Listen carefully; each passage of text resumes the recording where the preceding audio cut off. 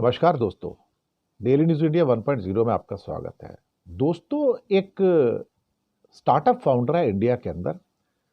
उसने कुछ ऐसा कह दिया जिसकी वजह से हलचल हो गया और हलचल ऐसी हुई कि साहब हेडलाइन बन गए।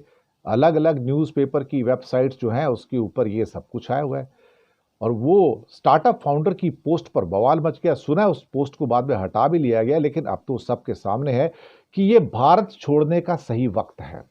ये भारत छोड़ने का यही सही वक्त है क्योंकि ये सरकार तो पॉपकॉर्न पर भी टैक्स ले रही है।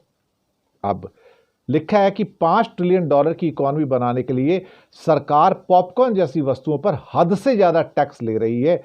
अगर कहा जाए तो उस देश को छोड़ दें जहां वे आपके पॉपकॉर्न पर भी टैक्स लगाएंगे। अब यह चर्चा का विषय बन गया। 3 तरह के टैक्स के ऊपर हमने भी इसके ऊपर व्यंग्यात्मक प्रोग्राम भी किए हैं। तो एक इंडियन स्टार्टअप कंपनी के फाउंडर ने जो अधिक कमाई कर रहे हैं भारत में, उनसे कहा कि आप भारत छोड़ दीजिए, ये सही वक्त है। उनका कहना है कि भारत एक ऐसा देश है जो इनोवेशन को रोकता है, नवाचार को रोकता है।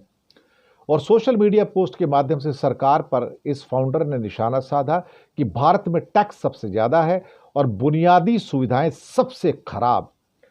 इस फाउंडर ने कहा कि ज्यादा सैलरी वाले कर्मचारी भारत छोड़कर थाईलैंड चले जाएं या यूनाइटेड अरब एमिरेट्स, जिसको कि दुबई या अबू धाबी कहते हैं, वहां चले जाएं और वहां सेटल हो जाएं।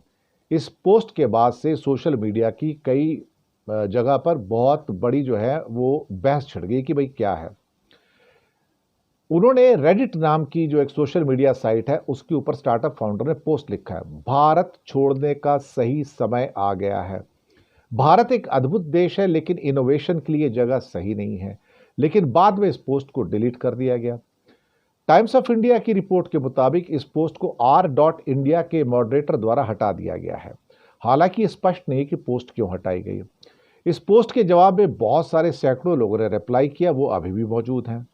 स्टार्टअप फाउंडर रेडिट पर अपना यूजर नाम u_anonymous_batm_n कर रखा है। हालांकि डिलीट करने से पहले यह पोस्ट वायरल हो चुका था। रिपोर्ट के मुताबिक स्टार्टअप फाउंडर का दावा था कि वो भारत के टॉप इंजीनियरिंग कॉलेज से उसने पढ़ाई की, फिर अमेरिका में उसने पोस्ट ग्रेजुएशन किया। 2018 में वो भारत आया, 15 लाख रुपए के औसत वेतन पर 30 लोगों को रोजगार दिया। इसके बावजूद मैं कहता हूं कि भारत छोड़ने का ये सही वक्त है। मैं इसे ऐसे व्यक्ति के रूप में कह रहा हूं जो एक ठीक ठाक बिजनेस चला रहा है, लेकिन भारत में कई किस्म के ऊल जलूल नियम इनोवेशन को बढ़ने से रोकते हैं। कुछ भी करने के लिए आपको सरकारी नौकरशाहों, राजनेताओं और मशहूर हस्तियों से कनेक्शन की जरूरत होती है। उनका दावा है कि कंपनी अपने ऐप पर एक धोखाधड़ी के मामले को सुलझाने में पुलिस की सहायता करने और पीड़ितों को उनके पैसे वापस दिलाने में मदद करने के बावजूद मामले को रफा दफा करने के लिए रिश्वत मांगी गई।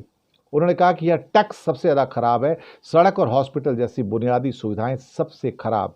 और उनका कहना था कि भारत में जो आर्थिक पतन हो रहा है वो तेज है और रुपए में गिरावट हो रही है। इससे अच्छा है कि आप थाईलैंड में जाके सेटल हो जाओ या यूएई दुबई में सेटल हो जाओ। $5 ट्रिलियन की इकॉनमी बनाने के लिए सरकार पॉपकॉर्न जैसी वस्तुओं पर हद से ज्यादा टैक्स ले रही है। अगर संक्षेप में कहा जाए तो उस देश को छोड़ दें जो आपके पॉपकॉर्न पर भी टैक्स लगाएंगे, क्योंकि इनके पास $5 ट्रिलियन की अर्थव्यवस्था बनाने का कोई और आइडिया नहीं है।